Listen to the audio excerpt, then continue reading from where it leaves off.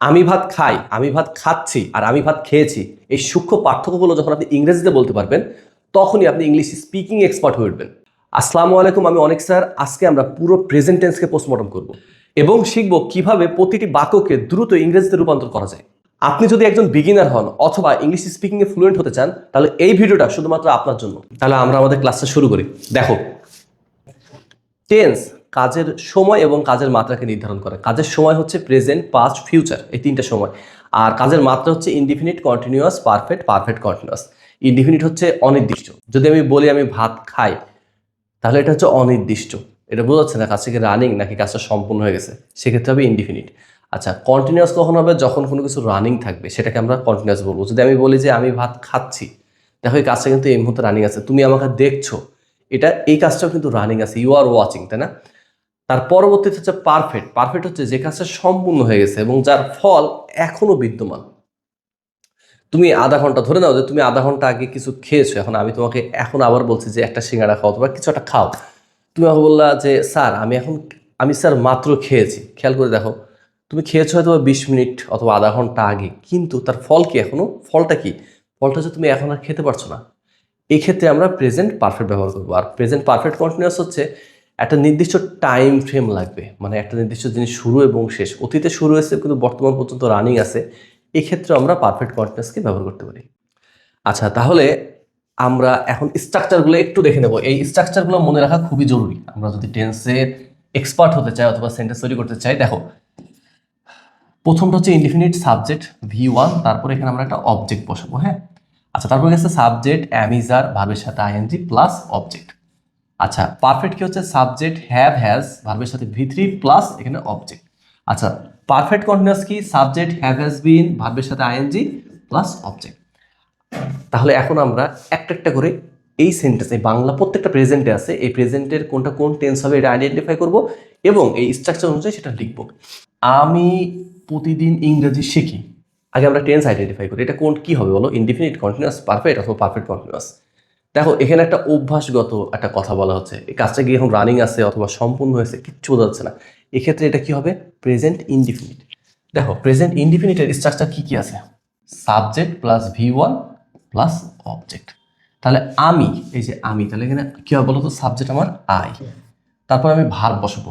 Verb হচ্ছে এখানে শিখি, লার্ন, LEARN। তাহলে আই লার্ন। আর কি থাকছে বলো তো? আমার অবজেক্ট কি আছে এখানে? অবজেক্ট হবে ইংরেজি। ঠিক ধরেছো, দেখো, আই লার্ন ইংলিশ, ENG। আচ্ছা, আই লার্ন ইংলিশ, তাহলে দেখো তিনটাই শেষ। আরেকটা কি থাকলো? প্রতিদিন। এই শব্দটা প্রতিদিন ইংরেজি হচ্ছে এভরিডে। এটা কি শুরুতেও লেখা যায় শেষেও লেখা যায়?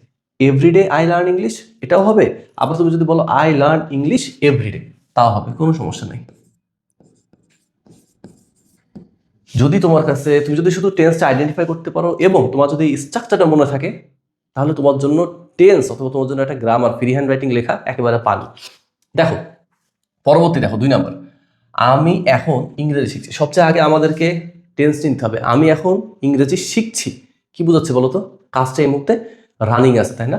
আচ্ছা, যেহেতু রানিং আছে সেহেতু কন্টিনিউয়াস। কন্টিনিউয়াসের স্ট্রাকচার কি আছে বলো তো? সাবজেক্ট প্লাস অ্যাম ইজ আর, তারপরে কি আছে? ভার্বের সাথে আইএনজি প্লাস অবজেক্ট। তাহলে আমার এখানে সাবজেক্ট কি? সাবজেক্ট হচ্ছে আই, আয়ের পরে অ্যাম ইজ আর হবে, আয়ের সাথে অলওয়েজ অ্যাম হবে, আই অ্যাম। এরপরে আমার ভার্ব হচ্ছে শিখছি। আচ্ছা, শিখছি ইংরেজি হচ্ছে লার্ন, LEARN, ভার্বের সাথে আইএনজি, তাহলে আই অ্যাম লার্নিং। আমার অবজেক্ট হচ্ছে ইংলিশ। আচ্ছা, আই অ্যাম লার্নিং ইংলিশ। দেখো এই তিনটা শেষ, কি থাকলো? এই একটা ওয়ার্ড এক্সট্রা থেকে গেল, এখন। এখন, তাহলে এটার ইংরেজি কি বলতো? নাও। এটাও সেম একই, তুমি শুরুতেও লিখতে পারো লাস্টেও লিখতে পারো। দেখো, আমি এখানে শুরুতে লিখলাম now I am learning English, 100% correct sentence. আচ্ছা, এবার আমরা 3 নম্বরটা শুরু করি। দেখো, আমি ইংরেজি শিখেছি, মানে এই কাজটা সম্পূর্ণ হয়ে গেছে এমন কিছু একটা বোঝাচ্ছে। আমি ইংরেজি শিখেছি, অবশ্যই এটা আমার প্রেজেন্ট পারফেক্ট হবে, তাই না? আর প্রেজেন্ট পারফেক্ট স্ট্রাকচার কি? Subject plus have has plus V3, মানে ভার্বের থার্ড ফর্ম এবং অবজেক্ট। তাহলে দেখো এখানে আমার সাবজেক্ট কি হবে? আই। আইয়ের সাথে অলওয়েজ হ্যাভ হবে, আই হ্যাভ। আই হ্যাভ, আমার এই লার্ন, এটা আমার কি?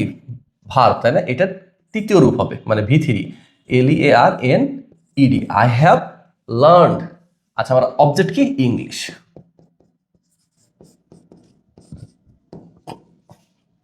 I have learned English.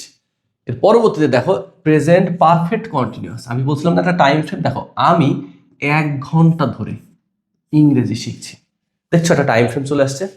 এই টাইম ফ্রেম আসলে কিন্তু পারফেক্ট কন্টিনিউয়াস হবে। আমি যদি বলি যে আমি মেহেরপুরে 5 বছর যাবত আসি, খেয়াল করে এখানেও তো একটা টাইম ফ্রেম আছে, তাই না? প্রেজেন্ট পারফেক্ট কন্টিনিউয়াস হচ্ছে subject plus have has been, তারপরে ভার্বের সাথে আইএনজি প্লাস অবজেক্ট। তাহলে এখানে আমার সাবজেক্ট কি? আমি, তাহলে অবশ্যই আই হবে। তারপরে আমার পরবর্তী ভার্ব কি? শিখছি, তাই না? এটা লেখার আগে আগে হ্যাভ বিন হবে, আই হ্যাভ বিন। ভার্ব হচ্ছে শিখছি, তার মানে লার্ন, তার সাথে আইএনজি হবে, এই যে ভার্বের সাথে ING, I have been learning English. I have been learning English. তো দেখো এই তিনটা আমাদের লেখা শেষ। কি থাকলো? 1 ঘন্টা ধরে। 1 ঘন্টা ধরে ইংরেজি হবে ফর 1 আওয়ার। আচ্ছা, এই যে এখানে আমরা লিখলাম ফর।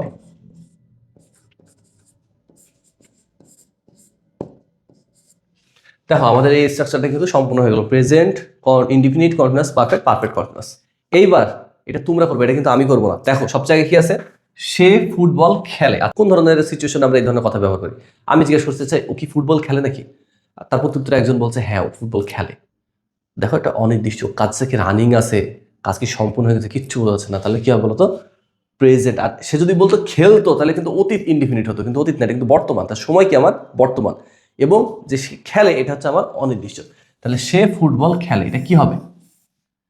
প্রেজেন্ট ইনডিফিনিট হবে। এবং এর স্ট্রাকচার হচ্ছে subject plus V1 plus object. এটা তোমরা করবা, এটা তোমাদের হোমওয়ার্ক থাকবে। দেখো তারপরে কি আছে? সে ফুটবল খেলছে। এবার একটু বোঝার চেষ্টা করে দেখো, এই সময় কিন্তু কাজটা আমার রানিং আছে, সে কিন্তু ফুটবল এই মুহূর্তে খেলছে।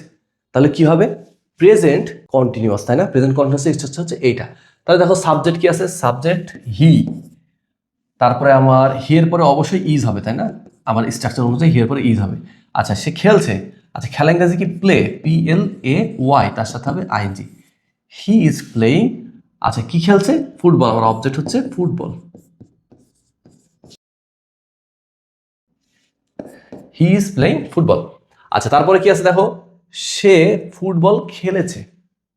মনে করো একজন প্রতিদিন 1 ঘন্টা ফুটবল খেলে। এখন আমি জিজ্ঞেস করছি ও কি আজকে খেলেছে? তার উত্তর বলছে হ্যাঁ সে আজকে ফুটবল খেলেছে। তার মানে কি? তার খেলাটা সম্পূর্ণ হয়ে গেছে। এক্ষেত্রে কি হবে? Present perfect. Subject plus have has V3। আমার সাবজেক্ট কি? হি, এই যে হি। আচ্ছা হি এর সাথে কি হয়? হি এর সাথে হয় has, he has.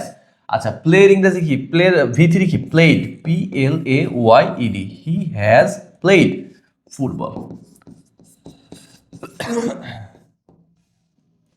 He has played football. দেখো 8 নাম্বার কি আছে? সে বিকেল থেকে ফুটবল খেলছে। দেখো এটা কিন্তু একটু মজার বিষয় যে এখানে সিন্সের ব্যবহারটা আমরা শিখে ফেলবো। সে বিকেল থেকে ফুটবল খেলছে, অতীত থেকে শুরু হয়ে বর্তমান পর্যন্ত কিন্তু কাজটা রানিং আছে। তাহলে এটা অবশ্যই হবে প্রেজেন্ট পারফেক্ট কন্টিনিউয়াস। আচ্ছা তাহলে কি হবে দেখো? হি হ্যাজ তো হবেই, তার সাথে হবে বিন, হি হ্যাজ বিন। আচ্ছা প্লে, তার সাথে হবে playing, PLAYING। He has been playing football. বিকেল থেকে খেলছে, তাহলে সিন্স আফটারনুন।